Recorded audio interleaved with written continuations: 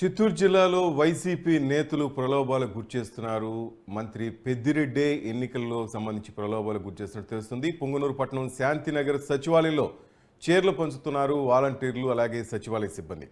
ఓటర్లను మభ్యపెట్టేందుకే చీరలు పంచుతున్నారని మండిపడుతున్నారు అక్కడ ఉన్న స్థానిక నేతలు.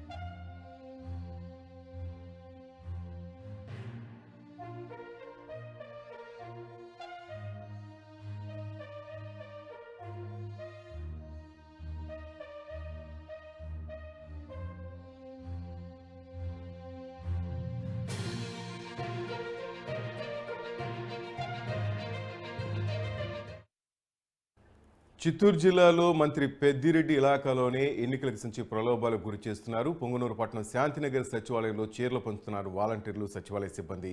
ఓటర్లను మభ్యపెట్టేందుకే చీరలు పంచుతున్నారని మండిపడుతున్నారు అక్కడ ఉన్న స్థానికులు. మన అప్డేట్స్ మా చిత్తూరు రిపోర్ట్ హరిబాబు నాయుడు తెలుసుకుందాం. హరి, చెప్పండి.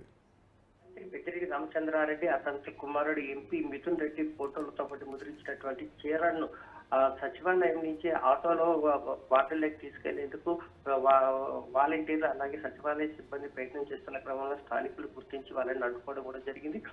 మంత్రి పెద్దిరెడ్డి రామచంద్రారెడ్డి గతంలో బోడే రామచంద్ర యాదవ్ వాచీలు పంపిణీ చేయడానికి రంగం సిద్ధం చేసుకున్న నేపథ్యంలో అతనిపై పోలీసులతో దాడిని చేపించి అవన్నీ సీజ్ చేపించిన మంత్రి పెద్దిరెడ్డి రామచంద్రారెడ్డి తాజాగా మహిళలను ప్రలోభపెట్టేందుకు ఎన్నికల తాయాలుగా చీరలు పంపిణీ చేయడం అనేది ఎంతవరకు సమంజసం అని చెప్పి కూడా అక్కడ ఉన్నటువంటి స్థానికులు ప్రశ్నిస్తున్న పరిస్థితుల్లో ఎన్నికల విధులకు వాలంటీర్లు దూరంగా ఉన్నారని చెప్తున్నప్పుడు కూడా పార్టీ కార్యక్రమాల్లో చురుగ్గా పాల్గొనడం పట్ల కూడా విమర్శలు వ్యక్తం అవుతున్నాయి. శ్రీనివాస్, హరి, పెద్దిరెడ్డి సొంత ఇలాకాలోనే ఇలా జరిగితే ఎలా? దాదాపు ఆయన ప్రతి బహిరంగ సభల్లో చెప్తుంటాడు, టీడీపీ నేతలే ఇట్లా ప్రలోభాలకు గురి చేస్తారు, అధికార పార్టీకి అసలు అవసరం లేదు, మేము చేసిన పనులే మమ్మల్ని గెలిపిస్తాయని చెప్తుంటారు. కానీ మనం చూస్తున్నాం పొంగనూరు పట్టణంలో ఇట్లా జరగటం, ఇది ఎంతవరకు సబబు? అంటే మంత్రి పెద్దిరెడ్డి రామచంద్రారెడ్డికి ఈసారి కొంత ఇబ్బందికరమైన పరిస్థితులు నియోజకవర్గంలో ఎదుర్కొన్నాయి.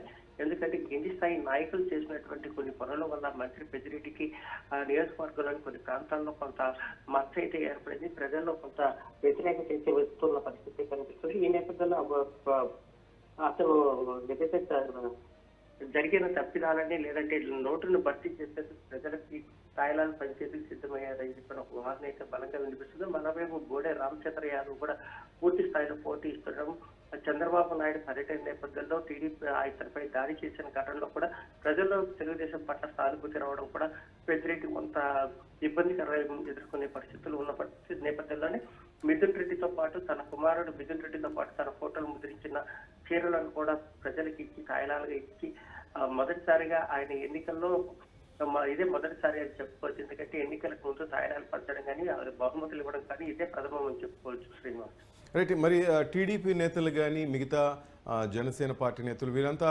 ఏమంటున్నారు ఈ సంఘటనపై?